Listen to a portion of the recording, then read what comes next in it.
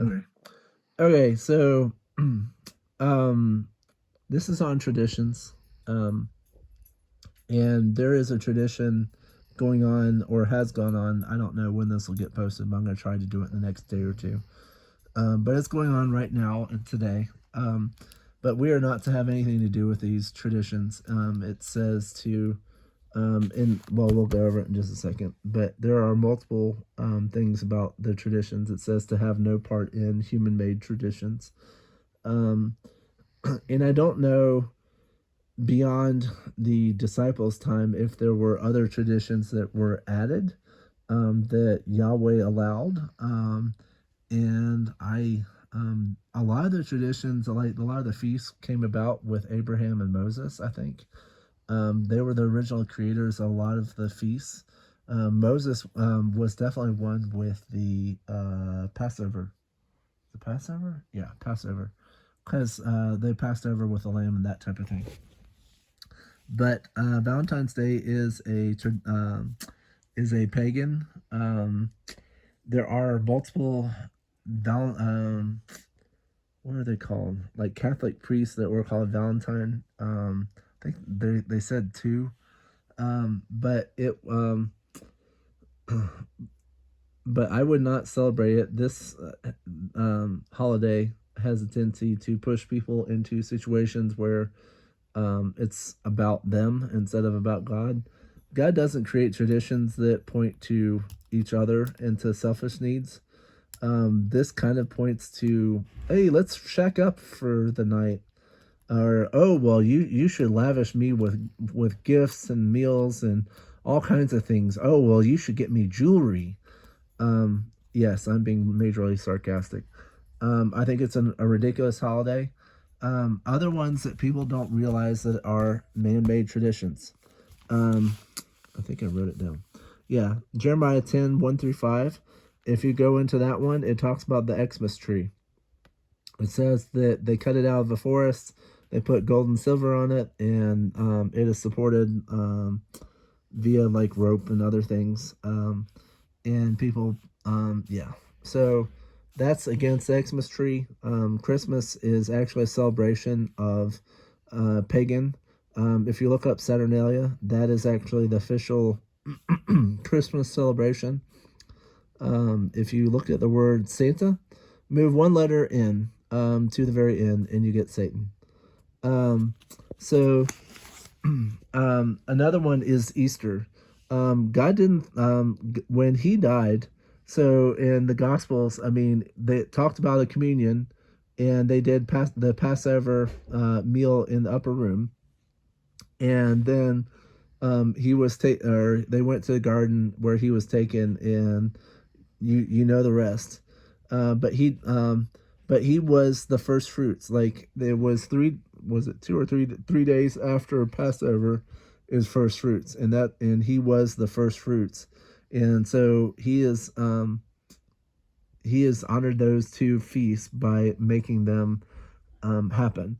The unleavened bread happened when Moses was leaving in a hurry from Pharaoh, um, across Egypt, across the Red Sea, and that type of thing.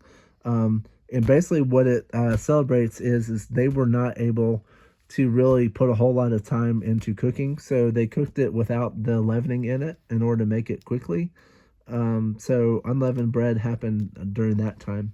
Um, the feasts that we're not sure if they have gotten answered or not are the Feast of Trumpets, the Feast of Atonement, and the Feast of Tabernacles. A lot of people are hinting that it is that the trumpets is hinting towards the rapture, and atonement is kind of, I don't know. I think it could have been because God has been asking for people to atone for their sacrifices, and that's a feast where God basically you mourn and you weep and that type of thing. Um, and so that may be atonement, and it may have happened, but I don't know. And then you have the Feast of Tabernacles. So you're basically tabernacling together with other people. It says to basically sing and dance and to worship together with other people. So I do not know, and no one has been able to fully prove whether those have happened or not. But those are the feasts of God. And then like Easter is Ishtar.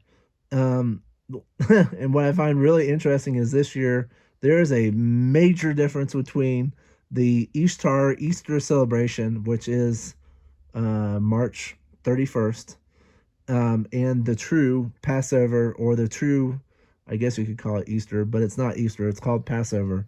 And first fruits happens. Um, so April 8th is the first of the year, and according to the Bible, if you read Leviticus and the others that point to Passover and the other texts, you'll notice that it corresponds. It says 14 days after the beginning of the new year. The first day after, so 14 days is like April 22nd. So the beginning of the new year is April 8th. And this year, there's a lot of people pointing towards it, but there is a eclipse going through many different places. And there's like 6 or 7 different Ninevehs that are going through, and that has pertained to Jonah, which Jonah, he went away from Nineveh because he didn't want to go and have them repent, but he was basically swallowed and taken to Nineveh. He said, "Okay, I'll do it," and so he went. They repented, and so um, the judgment was withheld from them.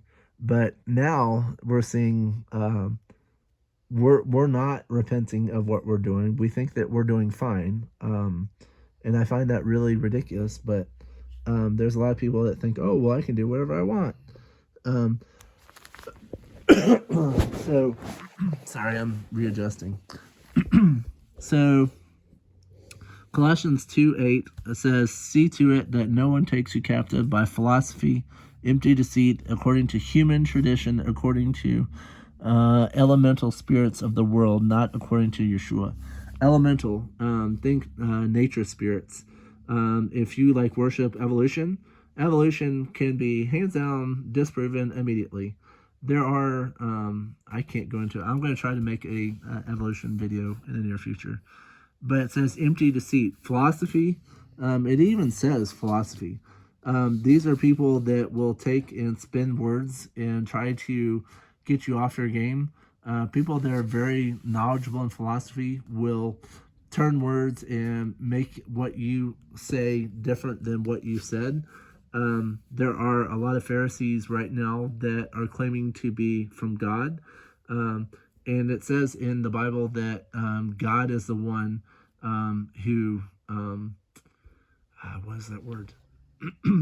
Who basically promotes you into the position.